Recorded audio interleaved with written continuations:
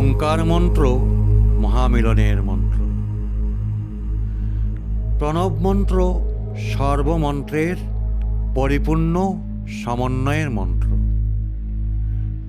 জগতের যত ধ্বনি সব সম্মিলিত হলে হয় প্রণব। একটি মন্ত্র, একটি নাম, একটি শব্দ, একটি তথ্য বা একটি রূপও প্রণবের বাইরে নয়। সব কিছু এর ভিতরই রয়েছে। ব্রহ্মাকে যেমন বলা হয় সকল লোকসৃষ্টির আদি পিতামহ, প্রণবকে জানবে তেমনি জগতের সকল মন্ত্রগোষ্ঠীর আদি পিতামহ। এর ভিতর থেকে সব মন্ত্র ফুটে বেরিয়েছে।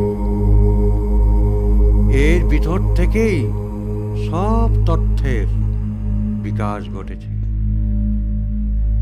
এই কারণেই সর্বধর্মের সমন্বয়ের এই যুগে, সর্ববর্ণের সমন্বয়ের এই যুগসন্ধিক্ষণে প্রণব মন্ত্রই সর্বজনের সহজ মুক্তিদাতা।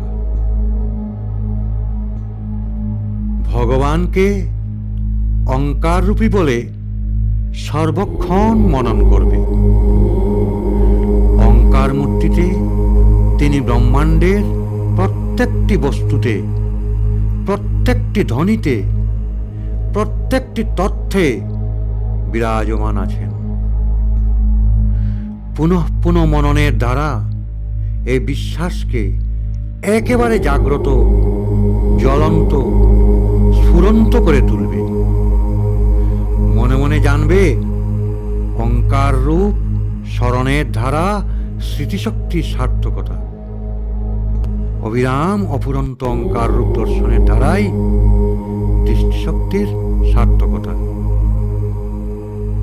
ভিন্ন ভিন্ন মন্ত্র এবং ভিন্ন ভিন্ন রূপ থেকে সাধকের মনকে টেনে এনে একমাত্র ওঙ্কারেতে নিবদ্ধ করার সহায়ক উপায় স্বরূপ স্থানে স্থানে ওঙ্কার বিগ্রহ স্থাপন এবং স্থানে স্থানে উদয়াস্ত ওঙ্কারমূলক কীর্তন করবে।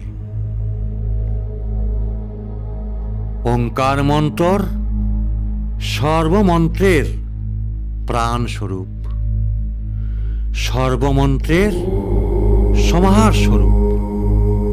তাই এই মন্ত্র সম্পূর্ণ ও সাম্প্রদায়িক।